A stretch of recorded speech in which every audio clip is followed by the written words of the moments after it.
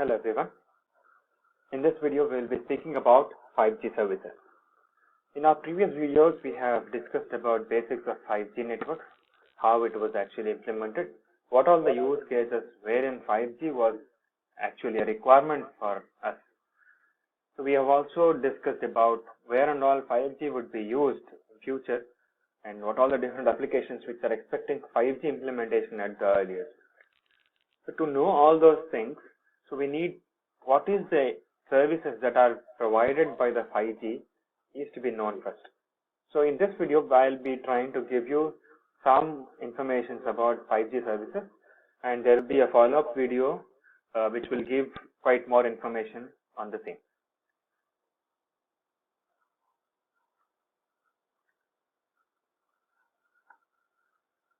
So the first service from the 5G, in the last video, if you remember, we saw that the extreme mobile broadband, ultra dense mobile broadband, and then dynamic radio access, and we had link state operations, and many things we have with respect to the services of 5G.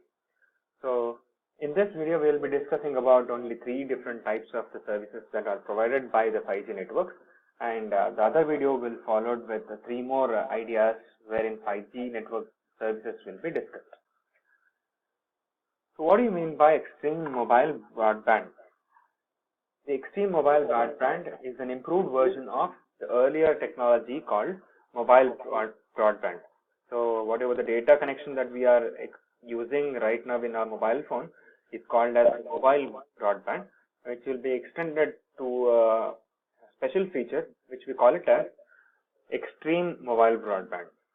So this service will be from the 5G, of course.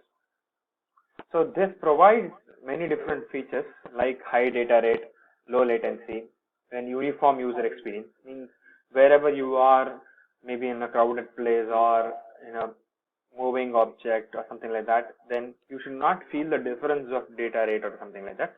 So this technology tries to give you a uniform experience throughout the usage. So the same thing has been demonstrated in the diagram if you observe. So we have increased packet rate for the users, and we will also have the increased wide area rate. Means even though with respect to the area change or increase in the change or specific position, we will also have that constant operation and constant speed, constant experience with respect to the usage.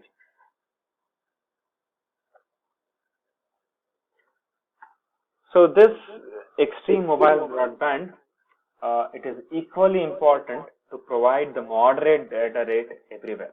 So as I said, it will be trying to give an equal or uniform service all over. So in crowded areas, there is a graceful decrease in data rate, so very small amount of decrease, and it makes way for the increase in the latency. So when the data rate comes down, latency is increased. We have got many different ideas like combining dynamic radio access network with this extreme mobile broadband, so that we can create an in-between or a combination of both, calling it as a reliable communication with respect to NSPS, which provides even better service with respect to this kind of situations like crowded area or being in a stadium or something like that. So extreme mobile broadband also exhibits the robustness with respect to the mobility and also ensures the high demand of quality of service. So quality of service means we are dependent on the throughput, efficiency of the network, and all those things are made sure that it will reach to all those things that are there as an expectation with respect to a user, industrial usage, and different applications, as we saw in the last video. We need a new air interface, so we will be in requirement of a different bandwidth, and all these things must be brought in together so that we will be trying to give a special feature for the 5G to give us a better service with respect to data rate and reduce latency. Other than these, we have got many more key solutions which we actually discussed now. So we have got. So one of that is new spectrum. So it is very much important to give a new spectrum for the 5G for the better utilization, and we need to have different types of spectrums. Means you would have heard about something called as centimeter wave and millimeter waves. So this is a future concept that most of the industry or automations are dependent on. So we want to combine all those things together with respect to 5G, so that we will have a versatile 5G communication technology which will be able to jump between different spectrums as per the requirement of the user, and also with respect to the services available in any different location. So we'll make it more flexible, right? And we'll also make sure that the spectrum is effectively utilized whenever it is served properly. Then we go for contiguous bandwidth. So it allows a simpler implementation and avoids carrier aggregation. So we don't have to aggregate all the carrier together, waste the memory, or build up big amount of data for the transmission, and all that will be completely avoided. So we have also learnt about localization and all those things, wherein we'll be trying to reduce the complete data transfer between two different locations.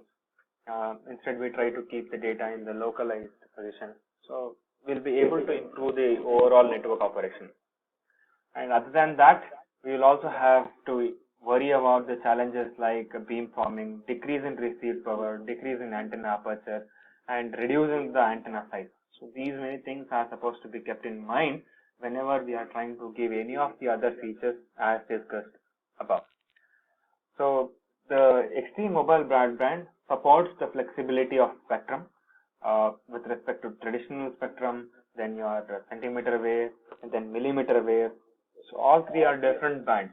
So it will be able to support all three together under the license called license shared access and license assisted access. So these are the license accesses we have for this multiple spectrum usage and configuration.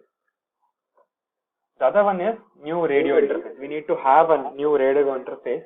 This interface will help us in giving a continuous densification of the network into ultra dense network. We saw that like as crowded area or being in a stadium, attending a big function or something like that, we will be having more amount of users with respect to a limited amount of space. So we will be having a different kind of radio interface which will be of sometimes very much required. Then the number of active devices per access node, which is always important, right? So that is actually giving us with respect to the UDN with the UDN to be often less working. An air interface which is flexible with respect to its spectrum and should be able to provide a short distance communication for this Xtreme Mobile Broadband must be considered, and this consideration will be based on harmonized OFDM that is placed in the technology for the communication. So we have got that OFDM in there. The air interface is not just only optimized, but also it is given for the device-to-device communication. So we have two types. Like we'll be so we are supposed to communicate between two devices, and we are supposed to communicate between the device and the network. So how and all this happens, we'll see that in our upcoming slides. The air interface is harmonized for operations from 3 GHz up to 100 GHz.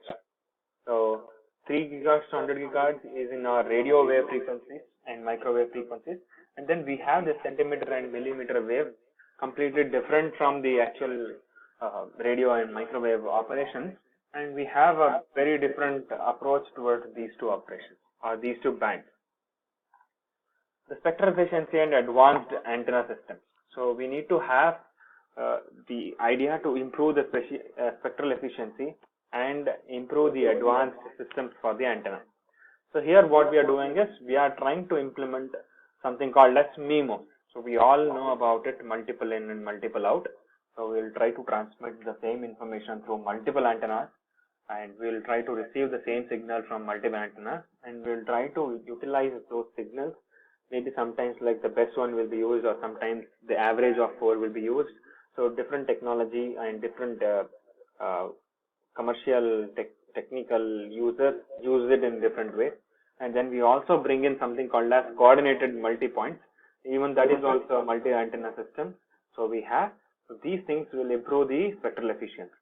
Then multi-antenna system in this, whatever that extreme mobile broadband, supports a very big data rate and a very extreme coverage, and also it makes sure that the reliability of the network is improved.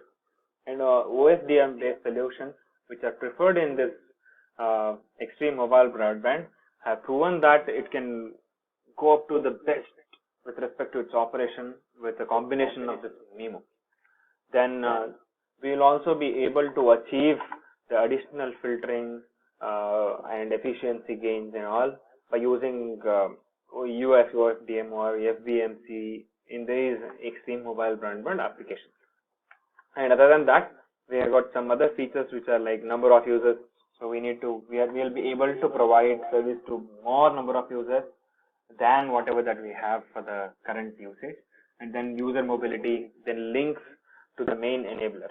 So we know that enabler. The next one is massive machine type communication. So massive machine type means having multiple machineries doing a constant job which together will be producing some product. So this massive machine type communication is quite always important with respect to the industries. So it provides a lower cost and high energy efficiency with respect to the devices. Why? Because when we have multiple devices, we'll see that in the diagram. So when we have this multiple devices, so each of the devices are supposed to be electrically powered. So I cannot go and change the battery, or I can't give power supply to each and every sensors or devices. So we will go for long-term device energies for all the devices. So we need to bring in an energy efficient technology just like wireless sensor network to make sure that this massive machine type communication will be more effective. So here there are three different types of communication. One is that all the devices will directly communicate to the network. So that is called as direct network access. The other one is that the communication of all these devices will happen through a device or an interface in between. So this interface is nothing but a common data point that we call it as aggregation node. So access via an aggregation node. The next one is short range device to device access. That means the devices between each other, they can communicate. So we spoke about this just before speaking about the services of 5G. So here the deployment of massive number of geographical spread devices, sensors and actuators, as said, for surveillance, for area measurement, covering measurement, for other disaster management, and many things we go for this. In this close proximity human users, the case of the body area network, we are also using that. So we use the sensors on our body, on human bodies, for sensing heart rate or the blood vessels or whatever it is. So for all these things, we may be using this massive machine type. So changing the battery and replacing it is not feasible. So therefore, we'll reduce energy consumption. So for the infrastructure side, we'll go for energy consuming operations. We'll keep it in the infrastructure side, and all the devices that are kept with respect to sensing and all these things, which will be tried to reduce the energy usage and to make it more efficient with respect to its operation. The three challenges or main challenges we have with respect to this massive machine type communication are a large number of devices. We'll be having huge number of devices, many sensors, and they will be having too many users, too many different types of data will be coming up all together. So we are supposed to keep a very good concentration with respect to its operation.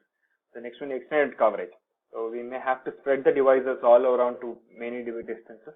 May not be like very long distance, but quite a long distance with respect to its coverage. So 5G will help us in giving us that service. Then protocol efficiency. So we need to have a very good efficiency. Just like I said, for body area network, we cannot have a lower efficiency. Then other mechanisms for the achieving long battery life. So then improving the capability of the network.